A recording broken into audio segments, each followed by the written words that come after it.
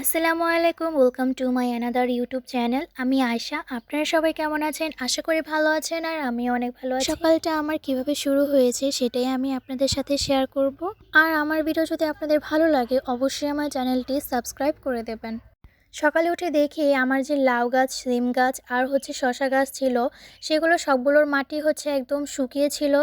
তো ভাবলাম যে এগুলো পানি দিই। তো সকালে উঠেই আমি আগে এই গাছগুলোর মধ্যে পানি দিয়েছি। কালকেও পানি দিয়েছিলাম আর পানি দেওয়ার পরে দেখছি আজকে সকালেই যে শশা গাছে ৩টা শশা ধরেছে, যেটা দেখে আমার অনেক ভালো লেগেছে।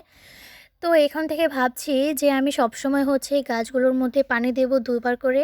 আর যত্ন পেলে তো সব কিছুই অনেক সুন্দর হয়। তো এই কারণে আমি এখন থেকে প্রতিদিনই এই গাছগুলোর মধ্যে পানি দিব। এই গাছগুলো কিন্তু আমার অনেক বেশি প্রিয়। আর কালকে রাতে আমাদের ধান সিদ্ধ করেছিলাম। প্রায় অনেকগুলো ধান ছিল আর ধান সিদ্ধ করতে করতে একদম রাত হয়ে গিয়েছিল। আর ওইটা আমাদের ছাদ। আমাদের ছাদে তেমন একটা রোদ থাকে না বলে আজকে আমাদের ছাদের উপর ধান দেওয়া হয়নি।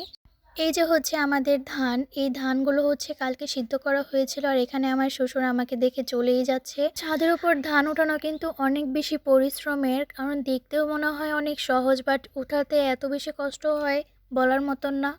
এগুলো পোলার ধান, আর হাতের পোলাও খেতে কিন্তু অনেক বেশি ভালো লাগে। আর এই যে নিচ থেকে আমরা টেনে উঠে তারপরে এর উপরে উঠেছিলাম। এইদিকে কবুতর ধান দেখে আমাদের এই ছাদের উপর চলে এসেছে।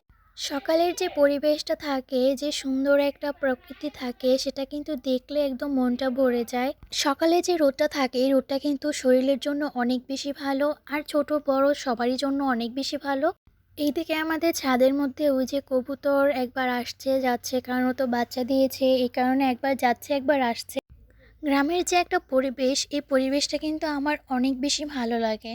আর এদিকে দেখছি যে দেখেন কত সুন্দর হাঁস। একটা হাঁস ভেবেছিলাম, বাট যখন আমি মোবাইলটা জুম করি তখন দেখি আরও একটা হাঁস ছিল। গ্রামের কিছু কিছু দৃশ্য আছে, কিছু কিছু জিনিস আছে যেগুলো একমাত্র গ্রামেই সুন্দর লাগে, শহরে একদমই নেই।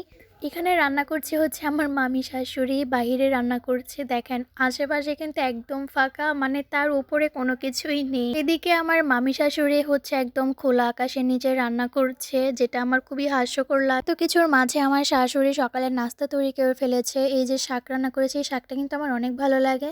এদিকে আমার হাজব্যান্ডের অনেক ক্ষুধা লেগে গিয়েছিল, কারণ ও আজকে আমার কাজে অনেক বেশি হেল্প করেছে।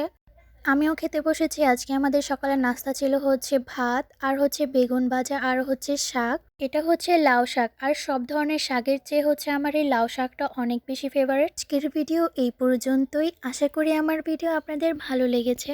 আমার ভিডিও যদি আপনাদের ভালো লাগে তাহলে অবশ্যই আমার চ্যানেলটি সাবস্ক্রাইব করতে একদমই ভুলবেন না। সবাই আমার জন্য দোয়া করবেন, আর আপনারা সবাই সুস্থ থাকবেন, ভালো থাকবেন। আল্লাহ হাফেজ।